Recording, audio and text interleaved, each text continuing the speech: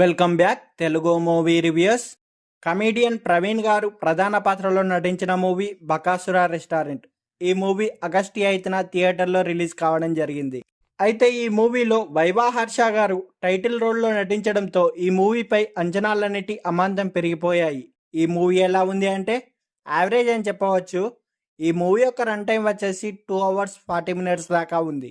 ఈ మూవీ యొక్క స్టోరీ విషయానికి వస్తే, పరమేష్ అలియాస్ కామెడీ ప్రవీణ్ గారు ఒక సాఫ్ట్వేర్ ఇంజనీర్ అన్నట్టు. అయితే అతనికి హోటల్ బిజినెస్ అనేది పెట్టి నడిపించాలని అనుకుంటాడు. కానీ కుటుంబ పరిస్థితుల వల్ల జాబ్ చేయాల్సి వస్తుంది.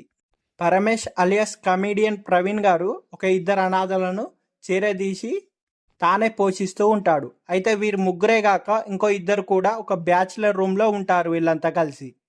అయితే ఈజీగా డబ్బు సంపాదించాలనే ఉద్దేశంతో వీరందరూ కలిసి ఒక గోస్ట్ హంటింగ్ యూట్యూబ్ ఛానల్ అనేది మొదలు పెడతారు. అందులోని భాగంగానే ఒక బంగ్లాకి వెళ్ళినప్పుడు ఒక చేతబడికి సంబంధించిన పుస్తకం అనేది వీళ్ళకి దొరుకుతుంది. అందులో ప్రయోగాలు చేస్తుండగా 200 ఏళ్ల క్రితం చనిపోయిన ఒక సూరి అలియాస్ బకాసురుడు అంటే వైవా హర్ష నిద్రలేస్తాడు. అయితే ఒక చికిత్స కోసం హైదరాబాద్కు వచ్చిన అంజీ అలియాస్ షైనింగ్ ఫనీ గారు శరీరంలో ఈ ఆత్మ అనేది దూరుతుంది. అయితే ఆ తర్వాత జరిగిన పరిణామాలు ఏమిటి? అంజీ శరీరం నుంచి బకాసురుడి ఆత్మ బయటకు వచ్చిందా లేదా? అయితే కమీడియన్ ప్రవీణ్ గారు తాను స్టార్ట్ చేయాలనుకున్న రెస్టారెంట్ స్టార్ట్ చేస్తాడా లేదా? చివరికి ఏమైంది అనేది తెలియాలంటే మనం మూవీ చూడాల్సిందే. అయితే ఇలాంటి కాన్సెప్ట్తో ఎన్నో సినిమాలు మన తెలుగులో వచ్చాయి. సినిమా ఓపెనింగ్తోనే అసలు ఏం జరుగుతుందనే విషయం ఈజీగా అర్థమయ్యేలా తన స్క్రీన్ ప్లేతో పెద్దగా మ్యాజిక్ చేయాలనే ప్రయత్నం చేయకుండా సూటిగా చెప్పాలనుకున్న కాన్సెప్ట్ని చెప్పే విధంగా చేసిన. అయితే డైరెక్టర్ ముందుగా ఈ మూవీలో మనకు స్టోరీలోని క్యారెక్టర్లను పరిచయం చేసి స్టోరీలోకి చాలా త్వరగా తీసుకెళ్లాడు. అయినా సరే ఎందుకో కొద్దిగా ఫస్ట్ హాఫ్ అనే ల్యాగ్ అనిపిస్తుంది.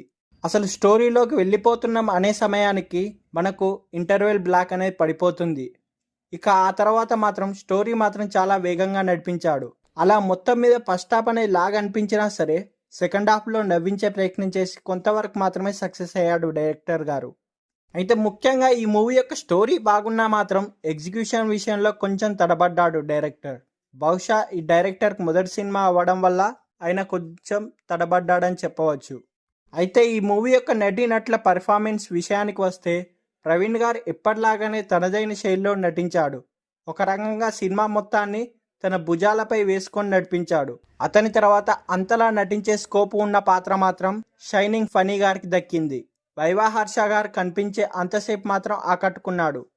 అలాగే మిగతా పాత్రల్లో నటించిన వారు వారి వారి పాత్రల మేర వారు కూడా బాగానే నటించారు. ఓవరాల్గా చెప్పాలంటే ఈ థియేటర్లో చూడాల్సిన మూవీ ఏం కాదు, ఓటీటీలోకి వచ్చిన తర్వాత చూసేయండి. అలా ఈ మూవీని ఫ్యామిలీతో కూడా కలిసి చూడవచ్చు. One time watchable movie.